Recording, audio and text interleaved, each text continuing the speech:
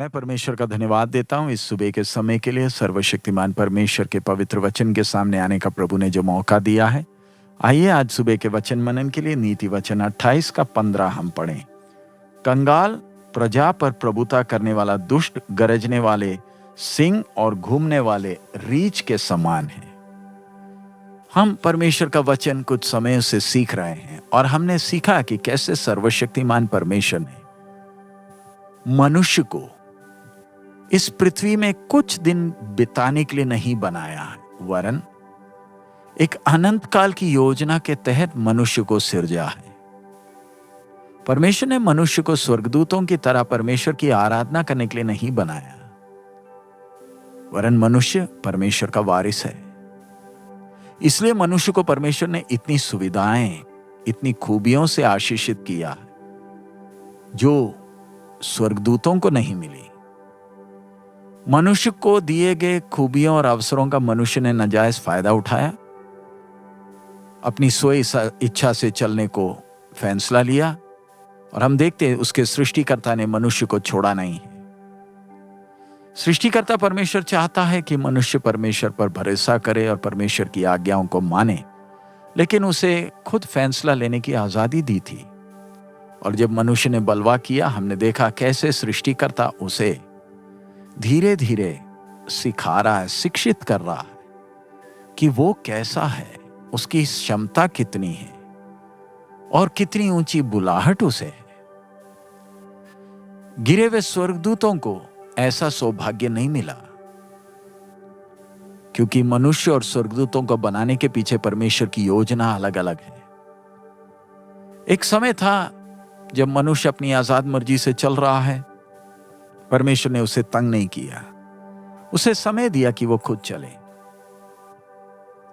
Can को परमेश्वर ने चौकस किया अपने भाई को कत्ल करने के पहले, लेकिन परमेश्वर ने उसे रोका नहीं। मनुष्य से परमेश्वर उसके विवेक के द्वारा बात करता था, लेकिन मनुष्य विवेक की आवाज को नहीं मानता था।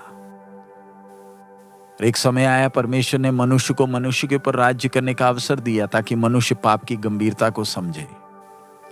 लेकिन मनुष्य पाप कितना भयानक है समझता नहीं है, कितना भयानक बर्बादी वो उसके जीवन में करता है।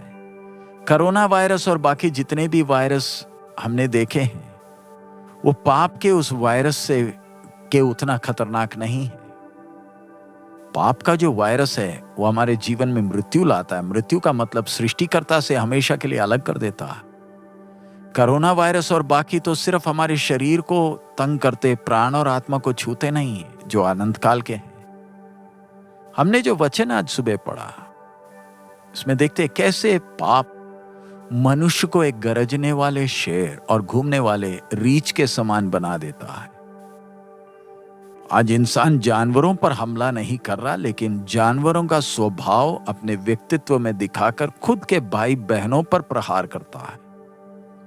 परमेश्वर ने मनुष्य को मनुष्य के ऊपर राज्य करने की अनुमति दी। और एक समय आया, परमेश्वर ने जल प्रलय से नूह के समय में कैसे लोगों को मारा, क्योंकि पाप इतना बढ़ चुका था। और अगर परमेश्वर हस्तक्षेप नहीं करता तो मनुष्य ने हमेशा के लिए अपने आप को बर्बाद कर देना था। और जल प्रलय के बाद परमेश्वर अभी भी मनुष्य के साथ व्यवहार करता है। और हम देखते हैं कैसे मनुष्य को आज्ञा दिया दूसरों पर राज्य करने के लिए। उसके बारे में उत्पत्ति 9 में पढ़ते हैं। लेकिन जैसे जैसे पीढ़ियां बढ़ती गई, हमने देखा कि जब एक व्यक्ति को जो पाप का गुलाम है उसके हाथ में अधिकार या सामर्थ्य आ जाता है, तो उसका व्यवहार कैसे हो जाता है। अधिकार इसलिए दिया जाता है ताकि जो गरीब है, जो असहाय है, जो कमजोर है, उनका देखभाल किया जाए, ताकि न्याय हो, धार्मिकता के साथ लोगों का देखभाल हो। लेकिन पाप करता क्या है? जो अधिकार में आते हैं वो जंगली जानवर जैसे गरीबों को सताते हैं। आज इंसान जानवरों से भी बदतर है। आज हमारे आमने सामने दुनिया में हम देखते हैं, और कई बार भय भी लगता है, क्या परमेश्वर ने मनुष्य को छोड़ तो नहीं दिया? लेकिन ऐसा नहीं है। परमेश्वर स्वर्ग में जो है उसने मनुष्य को छोड़ा नहीं। हम देखते हैं कैसे इस पृथ्वी को जल प्रलय से बर्बाद किया, उसके बाद सोदोम गमोरा के ऊपर आग और गंधक बरसा है, क्योंकि वो देखता है और ऐसे दुष्ट काम करने वाले अधिकारियों को सजा भी देता है। यहां पर परमेश्वर की आत्मा ने जो उदाहरण लिया उसको जरा देखें। गरजने वाला शेर भयानक है, हमला करता है, और घूमने वाला रीछ वो एक ऐसा है जो अपने क्षेत्र को छोड़कर खाना ढूंढकर बाहर निकल चुका है। ये दो जानवर दिखाते हैं कि एक दुष्ट राजा का व्यक्तित्व कितना भयानक, कितना क्रूर है। हम इतिहास में देख सकते कैसे राजाओं और रानियों ने गरीबों का फायदा उठाया, उनका धन जो कुछ भी था छीन कर अपना धन बढ़ाया, गरीबों की खूबसूरत बेटियों को छीनकर अपने हारम में रखा, कई खूबसूरत औरतों के पतियों को कत्ल किया ताकि वो पत्नियों को अपने पास रख ले, लोगों पर वसूल फालतू का कर चुकाते थे, कर का बोझ डालते थे, अन्याय हर जगह दिखता था।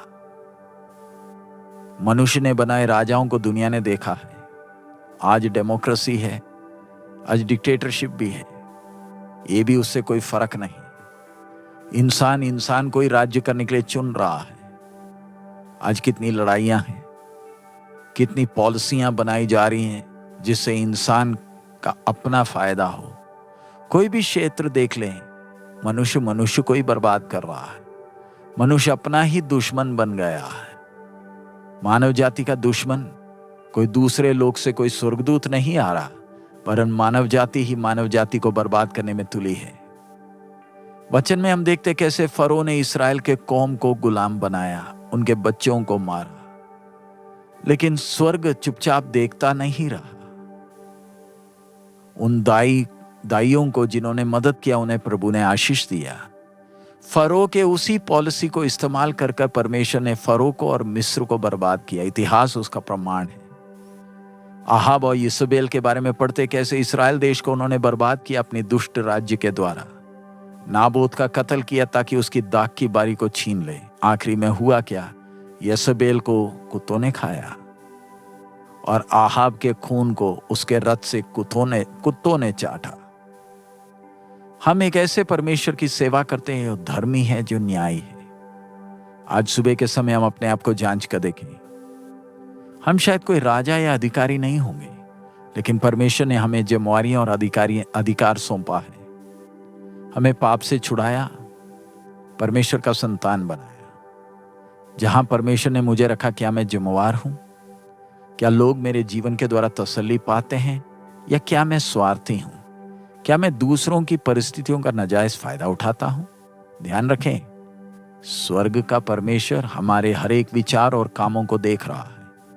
आइए दुष्टता भरी दुनिया में हम आशीष का कारण बने, अंधकार भरी दुनिया में हम प्रकाश का काम करें। ध्यान रखें, केवल एक ही है जो पूरी धार्मिकता के साथ राज्य करेगा।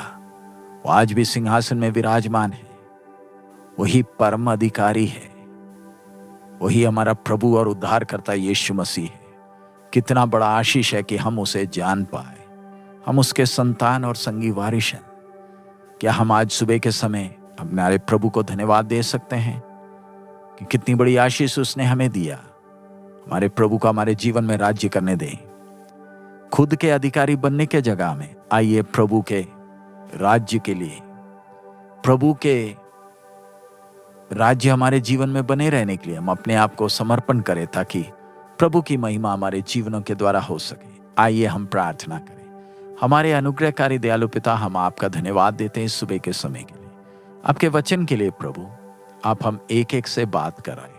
हम सबको आपने अलग अलग स्थानों में अलग अलग जिम्मेवारियां देकर रखा है। प्रभु, इन दिनों में हमारे कर्तव्य को समझते हुए, हमारी बुलाहट को समझते हुए, प्रभु, जब पाप इतना बढ़ चुका, लोग निराश और हताश हैं, प्रभु हमारी जिम्मेवारियों को समझकर हमारा एक एक काम करने के लिए हमें मदद कर। हमारा जीवन दूसरों के लिए तसल्ली का कारण हो, हौसला का कारण हो। सब महिमा आप ही को देते प्रभु। आपने हमारी प्रार्थना सुन लिया, धन्यवाद। यीशु मसीह के नाम से मांगते, आमीन। प्रभु हम सबको बहुत आयत में आशीष दे। हमारा प्रभु अति शीघ्र आ रहा है। मारानाथा।